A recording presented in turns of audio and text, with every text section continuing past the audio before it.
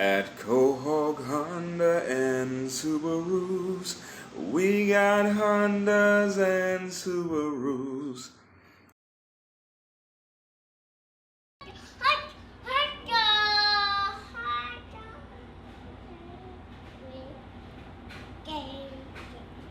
Hey young world, I am Reese, the beautiful black beast of the Southeast.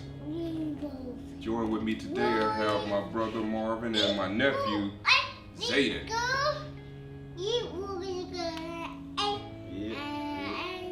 And we just came from seeing BRIGHTBURN. So now this is another edition of Reese and Marvin's Reviews for you. Alright, we coming to BRIGHTBURN. Again, it was we just coming from the theater. It was pretty enjoyable. You know, it gave us something different. We especially in this superhero era, you know, they decided to mix it up, which I like the fresh perspective. It gave us a superhero with a slice of horror. And seeing that it was rated R, I knew it was being something a bit different. Yeah. They definitely didn't disappoint. I mean, rated R, they used it a little bit. The type of movies Hollywood is putting out these days, they're so predictable and they're following these formulas. So it's always refreshing to see someone that just thinks outside of the box and tries something different. And I very much appreciated that about BRIGHTBURN, that it was something different, but the execution left something to be desired. It was really interesting and really enjoyable, but I don't know, I feel like everything that you saw in the commercials, you basically saw in the movie. The movie didn't actually offer anything that the commercials did already told. The story, you pretty much, if you saw the trailer, you pretty much know what goes on. The movie was really short. I thought, like, seemed like as soon as I sat down, we were getting back up, like the movie's over already, that was it. Like Marv said, they definitely took advantage of that R rating, because they got gruesome with it.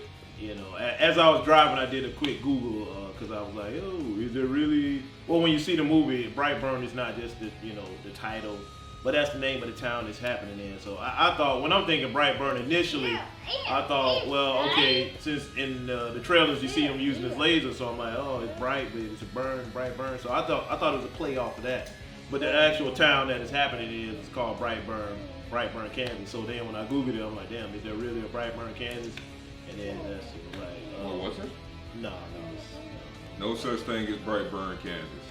But the interesting thing about Kansas is, okay, a lot of people are comparing this to Superman, and rightfully so. Right.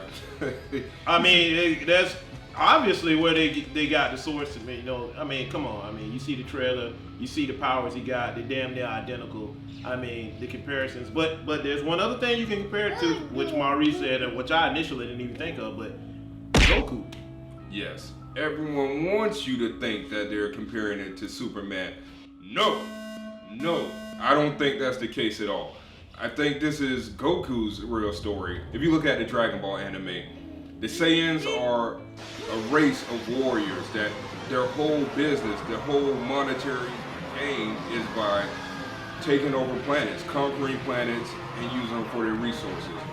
The young man in BRIGHTBURN, something that's telepathically going into his head and is telling him something, and then he is speaking this alien language, and eventually he keeps repeating it until he figures out what it's saying, and it's saying, take over the world, take the world. He's there to conquer civilization, conquer the entire world, just like the Saiyans are. Had Goku not bumped his head and went all earthy and started caring for Earthlings, he would have been destroying Earth and taking it over. So I think BRIGHTBURN is really the story of Kakarot. But as much as I like that theory, it's fairly obvious that it's what would Superman do had he been back. The one thing you don't see in the trailer, I mean, it alludes to it, but you don't see the brutality of this kid. He's a straight up monster once shit hits the fan and things start going. Right. I mean, there are some gruesome death scenes that eye-popping, to say the least. That's the little spin they did put on it. Like we said, the kid did start off good. I mean, he was in a loving family. And what I did catch in that one opening scene is, when they showed, I think they were coming in, zooming in on the mailbox, and they were showing the house. On the mailbox, the number was 143, and for you older heads who might get that, back when we used to text codes and all that crap. I'm sorry. What was that shit we had? Beepers. Pagers, yeah, beepers. And Beepers 143 and was I love you, and I thought I love you, and then it was at Briar on the mailbox. I called that, and I was like ah. So to me, I'm like, oh, they talking about it's a loving home, it's a loving family. So you know, I got that. So the kid did come from it wasn't anything that you know, people bullying him per se. What made him really turn bad, it was the program, and you could tell he was sent here.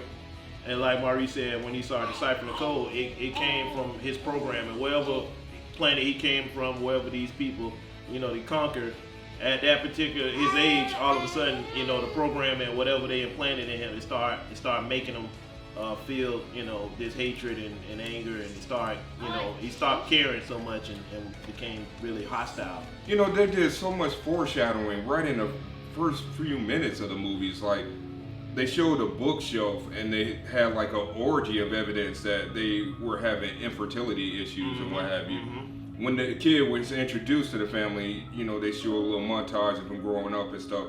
They'll be alluding to he's not of this world. Like, even in his bedroom, he had this like a model above his bed of the solar system and stuff. You know, a little foreshadowing like that, letting you know like this kid is from space and all this stuff. They did a very good job of that. I thought I like those little hints, those little subtleties. Like a lot of people, clues. If you ain't really into in the film and stuff, you might not catch that little stuff. It may be odd because some of it was just right in your face, and other was just a little, you know, it's little subtle hints. Yeah, very subtle. The names weren't all that huge. I mean, they did have some known people, but the actors were pretty good. You know, everybody knows Elizabeth Banks. I mean, she's done a lot of stuff. I mean, she's not really known to be some kind of Oscar-worthy actress, but she gets around. I mean, yeah, the acting was pretty good. I mean, again, we ain't talking about no Oscar. I mean, what are you doing? Fear, a little bit of emotion here and there. I mean, it wasn't nothing crazy, but for what they had, I thought they did a really good job on the acting. Oh yeah, they got it done. Especially the kid, man. Yeah. I'm pretty sure I've seen him in something else, but yeah, I'm certain I've seen this kid before. His name is I know it's Jackson Dunn. That's it. One so young, he really conveyed the seriousness of, and just, you know, sometimes he'll be looking off in the distance and just like otherworldly. A dark version of Superman, it was good. Because my biggest thing is, we see why don't villains ever get a chance to win? Why is it always about the hero? Why we always see the hero's perspective? And so I thought that was good. We see a villain perspective. Yeah. Not that he wanted to be a villain, he was kind of forced into this position. But it's nice to see something from a villain's perspective. I don't necessarily say forced, because I mean that's just. He didn't have an option. He didn't have, not per se, but you know that's what he was programmed to do. That's what. Or that you want to say that's what his race does. That's what his race does. Yeah, because he wasn't human. I mean, that's what Are we mad at sharks for going around eating fish? Are we mad at our sharks villains? Are sharks villains? But not necessarily. That's what they do. I'm not. Real life is more complex than just good and evil, and good always triumphing over evil. Because as we know in real life, good rarely triumphs over evil. There's a lot of gray area and there's a lot of villains winning. So, don't insult our intelligence as an audience to think that we can't handle the complexities of seeing a villain win occasionally. One part in the story, in his character, I like that where they showed, I believe he was in school, and I guess it was science or biology, and they were talking about the differences between bees and wasps, and he was saying, how are they similar and different? He was telling the story. He was extremely smart. That was one thing, and I guess that was another added benefit of his, extraterrestrial, right, yeah. Being from outer space, and it was saying a lot about his character and what's going on when he mentioned. Yeah, the bees are just like the wasps are just like the bees, but and he was saying they both got stingers and they do this and that. And then he was saying that the wasps can't reproduce like the bees can. So what the wasps would do is they'll take over, and then they'll lay. Yeah, they'll take over and let the bees or the weaker wasps you know, take care of their child and bring it up, and then, you know, the wasp would kind of like destroy it, whatever, you know, they wreak havoc and destroy it. I totally forgot about it, but that makes sense. He's basically explaining what's going on there. Exactly. Those little nuances throughout the movie, those little excerpts, that little, like you said, Easter eggs. That's what really was brought it in for me. You know. Yeah, you pay attention and you could, you know, they spell everything out there for you. Mm-hmm. So since Marv brought that up, yeah, it makes perfect sense because wasps, he was explaining that, you know, there are several species of wasps and they might look similar, but they're different. And he was explaining that certain wasps, they'll bully foot other wasps and get them to manipulate them to do whatever they want. But, you know, I guess they were kind of saying that humans and whatever alien species he belongs to, they might look similar, but they're not. And they're definitely, his species is definitely superior in intelligence and strength. What I think is, you know, what it was is, once you become a certain age for his species, it's like a puberty, right, of sorts. Right. Like he started reacting, and then it's funny because he and his father, they went out one time and they were hunting. And, you know, they're talking about, they saw he had these magazines or these pictures of like half-naked models under his bed. So he's obviously going through puberty at this point, and his father, you know, tried to talk to him about it. But I think their puberty for this alien species is a little bit more intense because that's when he actually started to become aware of himself and aware of his abilities, and he started testing himself once he started noticing that he could do certain things.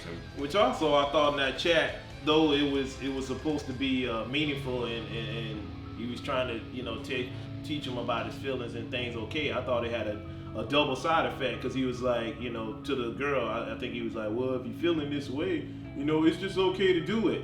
And I thought the kid, though he's smart and he's, you know, off the charts, you gotta understand, he's still a 12-year-old, and I think a lot of that stuff, you know, he didn't totally understand, he didn't totally get, you know, he's young with all this power and you know, it's like, how do you handle that? It's like a kid with a microscope to ants, and that's kind of how he acted. So when I felt I got out of that he totally took it the wrong way when his dad was like, it's okay, it kind of gave him the green light. He felt to you, hey, I can start doing stuff, you know, because in the next scene there, he totally goes and does something that's, you know, I guess initially he felt that's what he had to do, but it was in a sense inappropriate.